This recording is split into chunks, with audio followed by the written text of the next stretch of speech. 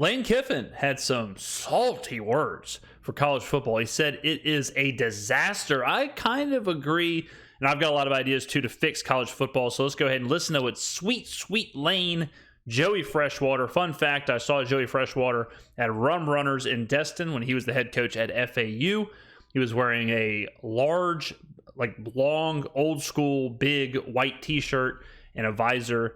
Guy was sunburned and looked a little ripped. And I don't mean vascular, if you know what I'm saying. Imagine like in professional sports, which again we are. This is about how he looked at Rum Runners. Oh my God, Lane, get a glass of water. What is this look? Holy Christ. Jeez, good Lord have mercy. Get some CeraVe moisturizer, my man. Loud. So as far as it is with players, that you're coaching a player in camp and then they go, you know what, I don't like the way you're coaching me. I've graduated, so I'm going to go. I'm going to go play for another team. And teams know that. I mean, people pre-portal, and they know who's going in. They know who's graduated. So you're really dealing with that too, and that messes kids up. I say it's really challenging for a kid. He's working out with his team in the off season, but then other schools are calling him about going there, and him. Look, the NIL, I think, is proven to be a disaster, the way it's set up. There's got to be regulations on it. There's got to be some kind of accountability for both whoever's giving the NIL and the player.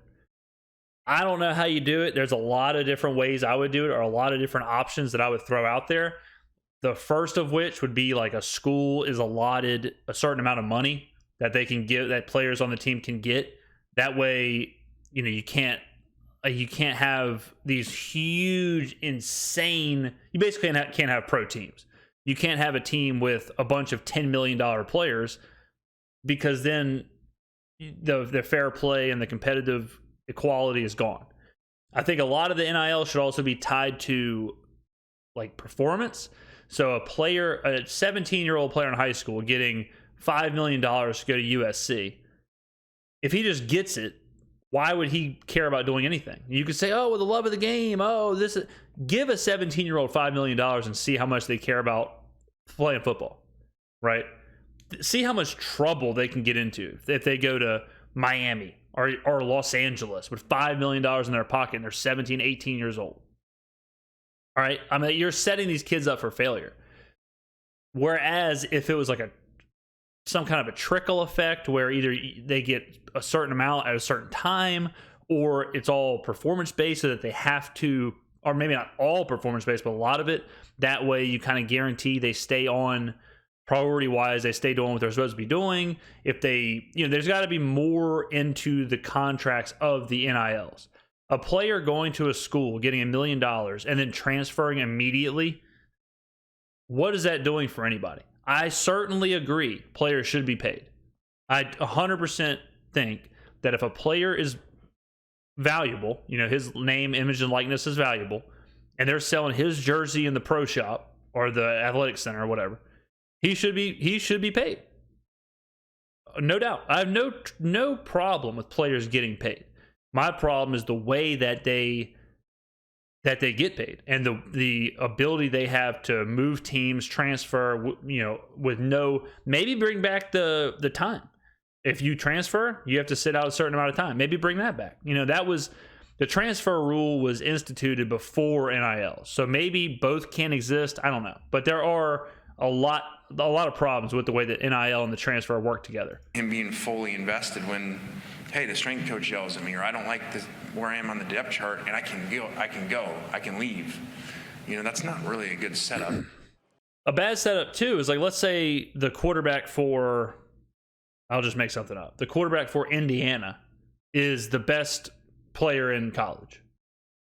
The ability of other teams to go and basically buy him is going to happen. Like Oregon or these schools with just tons of money, they're just going to go get them. And schools like Indiana or wherever will never compete because they'll never be able to hold players. They'll always lose out to these big monster contracts. If Johnny Manziel was still playing, and he has his Heisman season at A&M. I mean, A&M is a very rich university, so that's a bad example. But if he was playing at Missouri, and he wins the Heisman, he's the biggest NIL person in the country. You don't think Oregon or USC or Miami or any of these super flush teams, you don't think they're going to say, hey, we'll give you $15 million a year to come play here? And then what's Missouri going to do? Nothing. Ace is the only national ESPN, we're doing ads. ESPN, you don't have enough monies?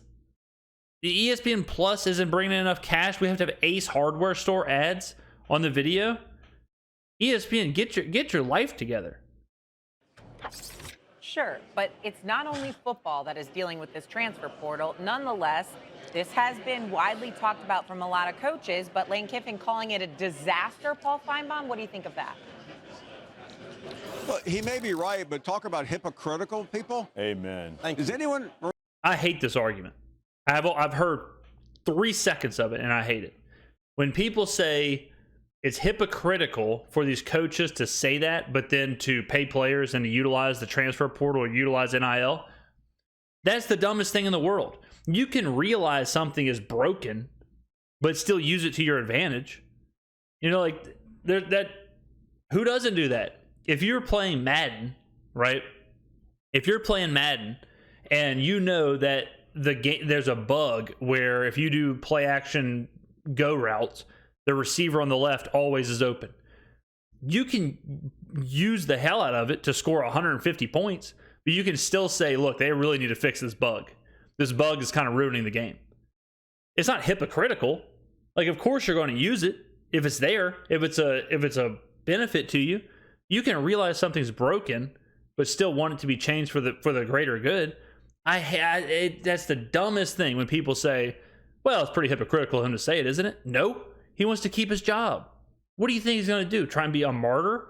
You think he's just going to say, well, I think the NIL and the transfer portal is broken, so we're not going to use it, and we're just going to win 2 games a year, and I'm going to get fired, and no one's going to care. If anything, the coaches that are using it the most need to speak up about it. The Dabos and the Nick Sabans, they need to, Lincoln Riley, they need to come out and say, look, guys, this is out of control. This isn't good for the sport. That's who needs to be saying it. No one cares if the head coach for FIU says it. Let the big name players talk about this. Remember who was negotiating with Auburn last year toward the end of last season while his team, once ranked in the top 10, imploded and lost 5 straight games, including the Egg Bowl, the biggest game of the year? That was Lane Kiffin. Lane Kiffin leveraged that dalliance with Auburn for about an $11 million deal. So, I mean, he may be right about the state of college football, but when it comes to hypocrisy, Lane Kiffin just retired the trophy. and I'll be honest with you. I do hate where college football is, where these young men can go to a university and be upset about the way they're being coached and can just leave. Yeah. Trust me, I have an issue with that because I don't have a problem with that. Like, that's the whole point of the transfer portal. You don't want to force a player.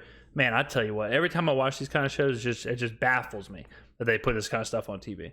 But that is the point. If a player goes to a university and he is being hazed, or if he's being coached unfairly, or if he believes there's some kind of bias that was not told to him during his recruiting process, and once he's in it, if he's like, this is not for me, this is not what I signed up for, remember, guys, they are student athletes and student comes first. So you do want to make sure they're where they want to be. That's fine. That's why the transfer portal exists. They only have 4 years, right? So forcing a player to stay somewhere that they're miserable at, who is that helping? The problem comes in whenever they're jumping team to team to team to team because they're catching contract after contract after contract after contract. Players should be able to move around. That part should be okay. What shouldn't be okay is they're just constantly job hopping, constantly taking interviews, constantly leveraging and negotiating with all these other teams. That's where there should be a little bit of a barrier. You shouldn't force players to stay somewhere, but simultaneously you have to create boundaries so that when they are somewhere, they're not constantly trying to eject every 6 months to re-up a new NIL. Freddie, you know this. I grew up old school, and I was last on the depth chart. I had to work my way up when I was at the University of Louisville. It wasn't no transferring. My father told me, you started there, you're going to finish there.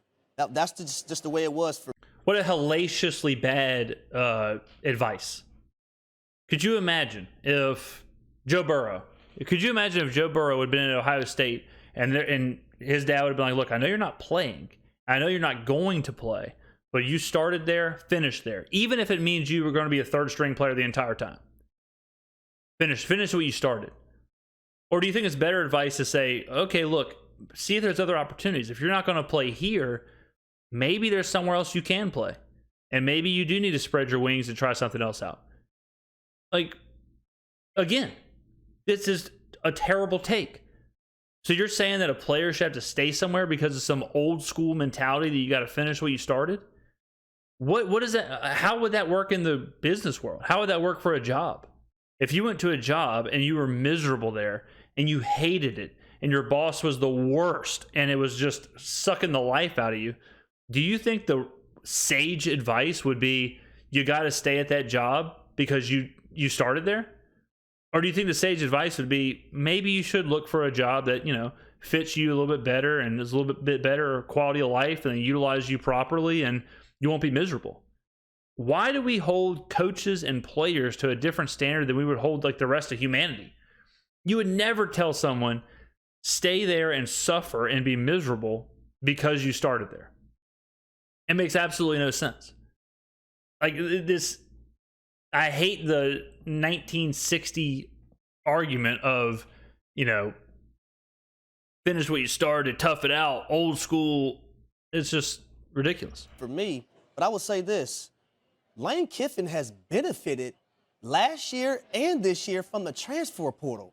If you look at his roster on his football team right now, you will see nothing but transfer guys from other schools. So that's another reason why I think it's hypocritical when Lane Kiffin speaks about this subject. Both of you guys, and Shay, you're right as well, because it's one thing to come from a Paul Finebaum.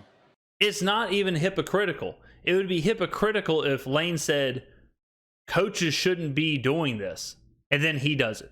What he's saying is the NCAA should restructure the rules. That's not being hypocritical.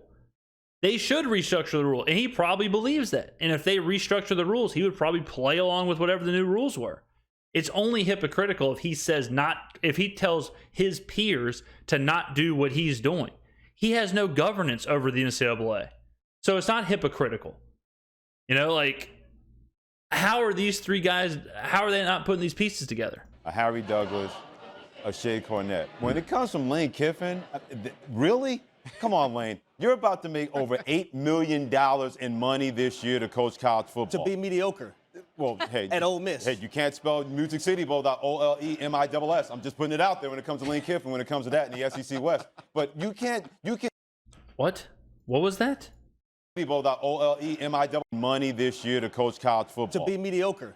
Well, hey. At Ole Miss. Hey, you can't spell Music City Bowl without OLEMISS. I'm just putting it out. Music City Bowl doesn't have an E in it. You don't need the E to spell Music City Bowl. What the hell is this guy talking about? You can't spell Music City Bowl without OLEMISS? Yes, you can. You don't even need the second S. Where's the Y? What the hell is this guy talking about? Does this guy not know how to spell? I'm absolutely flabbergasted right now. You can't spell Music City Bowl without OLE, E, which is not used, MISS, second S isn't used. Unbelievable. It out there when it comes to Lane Kiffin, when it comes to that in the SEC West. But you can call attention to problems in college football that we all don't like. We hate I don't hate NIL. I think players should be able to make as much as they want within the confines of college football. I don't hate the transfer portal. I think there should be rules and regulations that kind of corral that in just a little bit more, where it's not more of a Wild West situation. But I didn't hear coaches talking about this when they can go from school to school to school to school to school and get more money to coach college football. Or or to coach college basketball. Coaches don't like two things: not having a big bank account and not having power and control.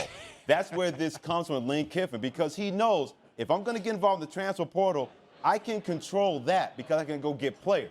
But my players are thinking the same thing to go somewhere else, then I can't control that. That's like plaids and stripes. That doesn't match. So when it comes out of the mouth of Lane Kiffin, that's why he convinced me with that. And believe me, I've defended Lane Kiffin. It's also different when you have a coach versus a player who the player is there for a certain, like, they're only in college for 4 years. A coach can be there for forever. Like, there's a totally different job. It's a totally different, I mean, everything is different about it. So you can't compare coaches with players. You would have to compare coaches with, like, teachers or the president of the university. Would this guy say that the president of the university shouldn't be allowed to take a job somewhere else? Like, I don't understand. Why are we comparing the coach with the player just because they're on the field? Or would he say that about the athletic staff? Would he say that about the trainers? Because that's closer to the coach. That's closer to like a faculty member versus a player. I mean, I just don't. I mean, we're 5.5 minutes into this video, or we're like 3 minutes into this video, and we've got misspellings. No one knows what hypocritical means. We've got terrible cliches and one-liners. We've got, I mean, just horrible comparisons. What's going on here? Kiffin more than I should at times. But I'm not defending my bro on this one, man. You are wrong to put that out there to say that this is hypocritical when you're doing the same things, have done the same things, and made a lot of money when it comes to coaching college football. The reality is all of us, Paul included, have a radio background. We've all talked to a lot of coaches, and we all ask about how this impacts their programs with the transfer portal, be it at the football level, basketball level, and so on and so forth. No one likes it.